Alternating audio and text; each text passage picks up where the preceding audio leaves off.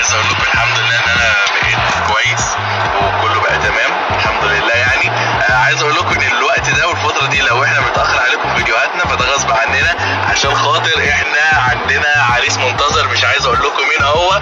فطبعا ما بيكون في عريس عندكم بيبقى واخد كل حاجه وواخد الوقت والتجهيزات والموضوع بيبقى صعب شويه، فده السبب اللي مأخرنا. بس ان شاء الله الفتره اللي جايه فيها بدل الفرح مش عايز اكمل، بس انا عايزكم تفهموا لوحدكم. فان شاء الله الفتره اللي جايه حلوه في حياتنا وفي حياتكم انتوا كمان ان شاء الله هتتبسطوا معانا، بس احنا بس محتاجين منكم ان انتوا تستحملونا لو احنا بنتاخر عليكم شويه، واحنا نحاول على قد ما نقدر نبقى معاكم بكل التفاصيل، بس كل حاجه في وقتها ان شاء الله. المهم احنا عايزين نقول مبروك للعريس المنتظر. انا مش عايز اقول مين طبعا، انا بحاول المح وانتوا ايه اكيد انتوا فاهمين صح كده. صباح الفل يا مامي.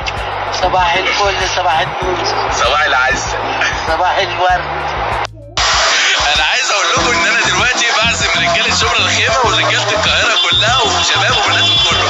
احنا دلوقتي اقول لكم العنوان بتاعنا، احنا في الافتتاح بتاع اخواتي وحبايب قلبي اللي بقول لهم الف الف الف مليون مبروك على المعرض الكبير ده، وحاجه مشرفه. واخيرا شبرا الخيمه بتطلع لفوق. شبرا الخيمه افتتاح المعرض ده النهارده وكلكم معزومين عندنا. هقول لكم العنوان خلاص احنا هنا في شبرا الخيمه عند كار واحد بس خلاص.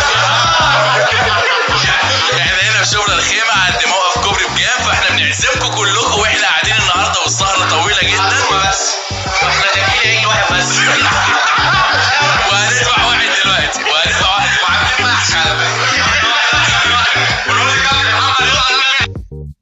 اهلا بالرجاله اللي منورانا اهي، يا دوب الستوري لسه بينزل ولقينا ناس بدات تيجي، فاحنا عايزين شبرا الخيمه تتجمع دلوقتي.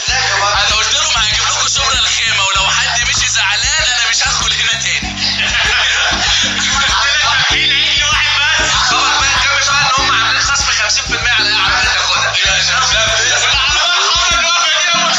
ده فتحوا معرض عربيات في شبرا الخيمة. ألف ألف مبروك يا حسن، وربنا يوفقكم يا رب. يا ترى بقى هم دول قرايب ميرفت ولا مين؟